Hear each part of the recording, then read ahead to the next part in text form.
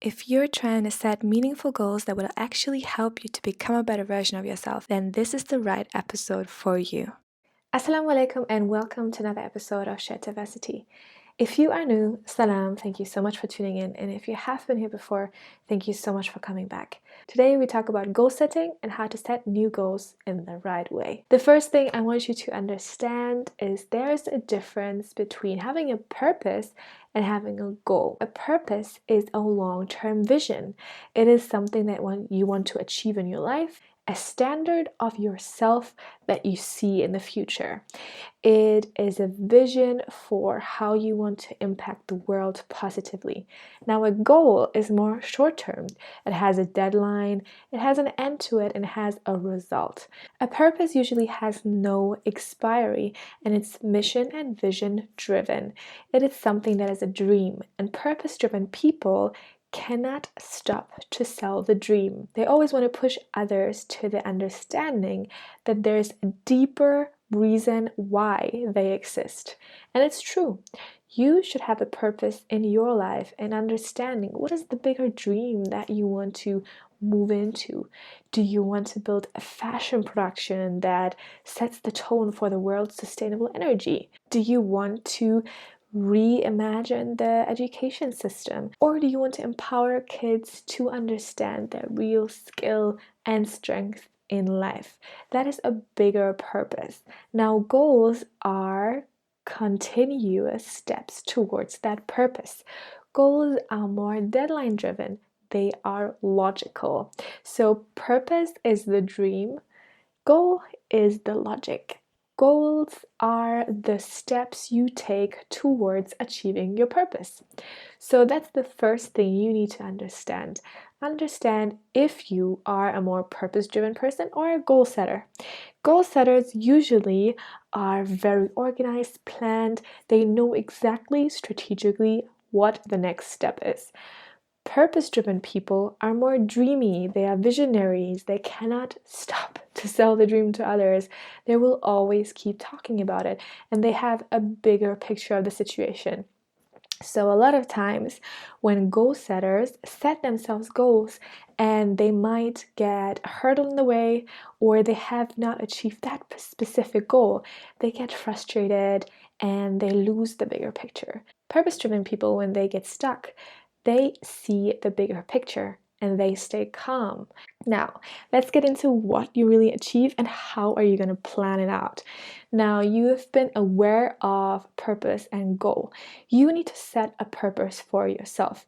As I said, a purpose is a bigger dream or vision that you want to achieve. So for us at Shared Diversity and for me myself, my purpose is to give women the knowledge and skills they need to empower themselves. So I don't believe that I can empower anyone. I don't believe that anyone can empower me. I only believe that you can empower yourself. I can empower myself, and we need to understand and get access to the tools that we need to empower ourselves. So this purpose that I'm after is really to give women like you the knowledge and the skills they need to empower themselves. Now that's the purpose. Now, what is my goal? My goal with Shared Diversity is to build a platform that gives you tools and tells you stories that enable you to empower yourself. So the purpose is give you knowledge and skills, and the platform is the goal. So the platform gives you really the tools and shares the diverse stories with you that will help you to acquire the skills and the knowledge to empower yourself. We have 4 steps. We have the bigger purpose. That's the vision and the dream you have. Then you have your goals. Your goals are the things that inform your purpose in some way. And you can have goals in different areas. Now, what we need more is strategies to achieve that goal and habits. Habits are the ones that are going directly in your calendar, and you're going to have daily, weekly, monthly, quarterly results that are standing there waiting for you to be done. They are activities to make you really act upon what you want. So we have the purpose, the goal, the strategies, and the habits. Building a business, meditating, and getting fit these goals are not the same size or the same importance. So you need to understand how to structure your goals right. Now, what we've created is a structure that you can use in the areas you choose to set goals for yourself. I want you to look at 4 to 5 areas of your life, and I want you to set 1, maximum 2 goals per area. Now let's look at the areas in your life that you can set goals in. We have health, we have mind, we have spirit, we have relationships, and we have your personal brand. That's my favorite, personal brand. But let's start with health. Number 1 is health. So let's look at the area of health and let's look at what you really want to achieve. In the area of health, for example, you could want to gain weight, lose weight, you want to compete in a sport, you want to learn a different sport, you want to get to the next level of a different sport, you want to eat more regularly, eat more at home, you want to cook better, or for example, you want to become vegan. Now, these are all goals. For example, competing in a new sport or learning a new sport. Let's say you want to learn horseback riding. Now, what are the strategies that you need to take to learn horseback riding? This could be applying for school. This could be going running regularly and building that muscle in the gym that you need to really do horseback riding. And all these things could be playing into your goal. But those are not goals themselves. The goal is to learn horseback riding. The other things that you need to do are strategies. Strategies. These are to eat healthy, to go to the gym, to get that weight training in, to run for stamina, to be able to achieve that goal. Now, if you see along the way that these strategies don't work to support your goal, you can throw them out and get new strategies in, but never forget your goal. Now, we set purpose, goals, strategies, and habits. What are habits? Habits are the things that go directly in your calendar, meaning if you, for example, say you need to run as a strategy to achieve your goal, you need to put that in that calendar. How regularly are you going to run? Are you going to run daily, weekly, monthly? Let's say you're going to run twice a week. Put that in your calendar. That's your habit, because those habits, those consistent actions are going to get you to that goal. Let's look at the second area. The second area is mind. That has everything to do with self-development. Personally understanding what kind of skills do you want to learn. Do you want to learn a new skill? Do you want to consume more or better knowledge? Do you want to work on a part of you that has to be developed? For example, you're having problems with your selfishness or ego. Do you need to work on that? Do you need to work on your patience?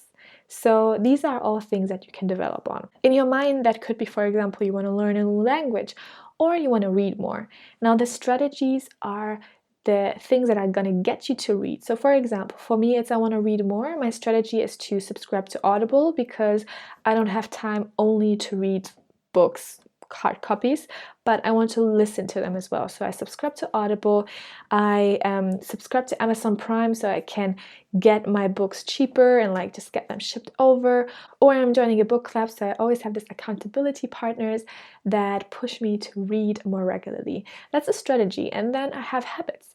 Habits are, so I want to read more. What does that mean?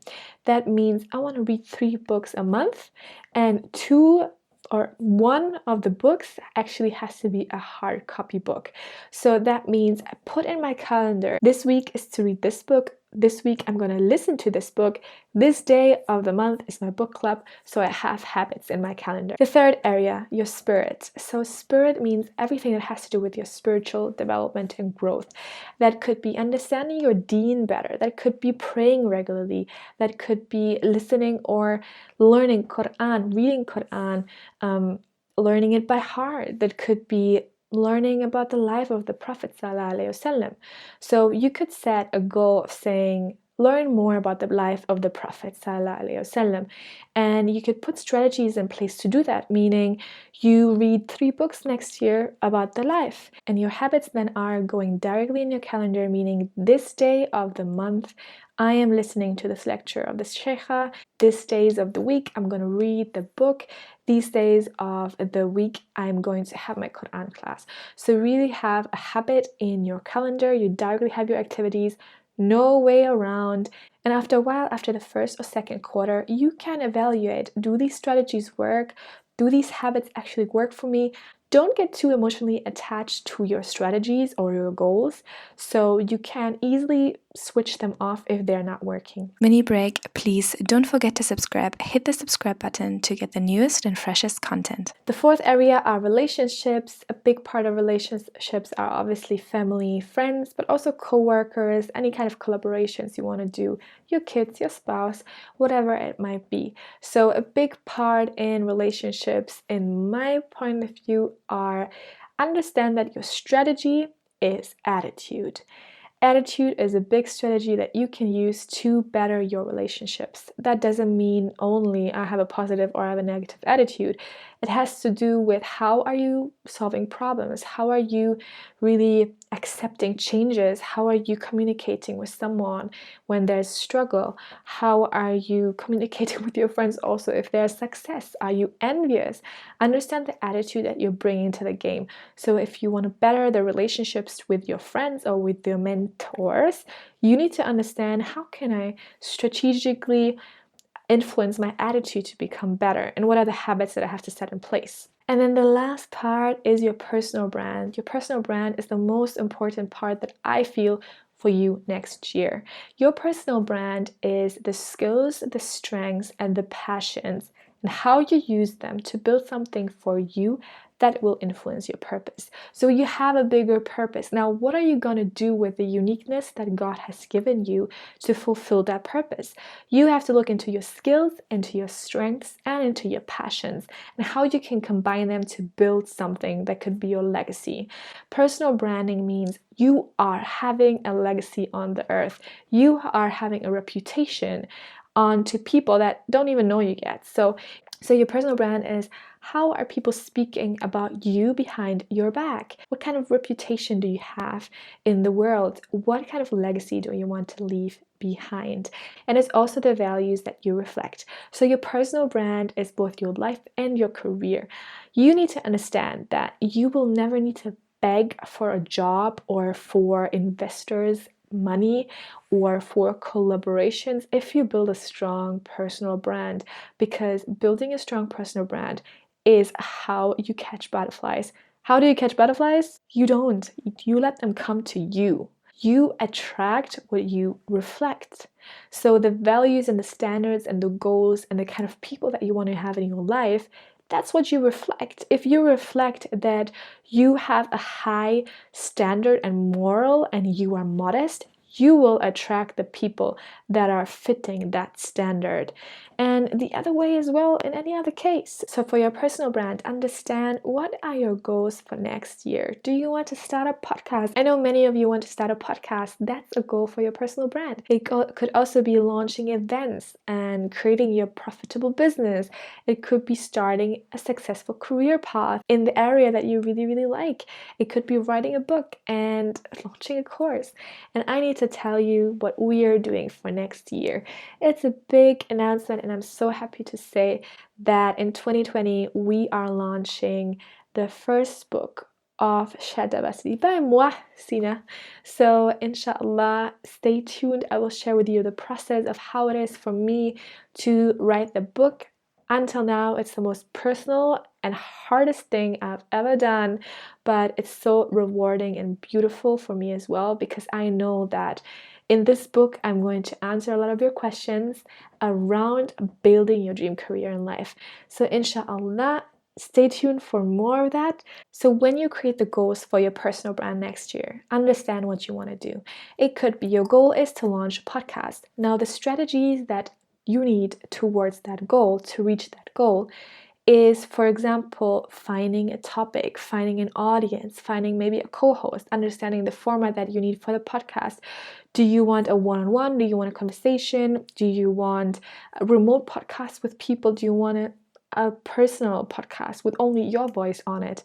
Now understand your equipment. What kind of equipment do you need? And the strategy also is about production and post-production and promotion. So the strategies that you need to set in place could be all going into creating the goal. Don't set too many goals. Don't launch a course, create an event, and launch a podcast in the same year if you have never done any of these in the first place. Start with one and really tailor your strategies towards achieving that goal. If you want to start a podcast, use the habits that you set to really put in. The first week, you're going to do the research. The second, you're going to reach out to people that already have podcasts. The third, you're going to decide on a format. The fourth, and so on. You're looking at what kind of habits do I need to really launch the podcast? And then when you're on the midst of creating the podcast, how regularly are you going to do the podcast? Are you going to record every week and post every week, or every month, every 2 weeks? Set the goal of the podcast. Look at the strategies that you need to set it up and to really go through with it, and then establish habits that go directly in your calendar to actively and consistently work on your goal. So inshallah, I hope really this helped you to really get an understanding of how to set goals, what is the structure behind goal setting, what kind of areas you want to choose. You don't need to choose all 5 areas. You can choose 3 or 4 areas, or only 2. Really look at focusing down and narrowing down your goals to what's really important. Inshallah, I would love to hear from you. What are the goals that you're setting in these 4 or 5 areas? Do you have any more questions about how to set goals? Leave everything down in the comments, inshallah, and share your diversity with us. And if you think someone needs to hear this message, share it with her. Subscribe to our YouTube, subscribe to our podcast to stay educated on the go. And I'll see you next time, inshallah. Assalamu alaikum.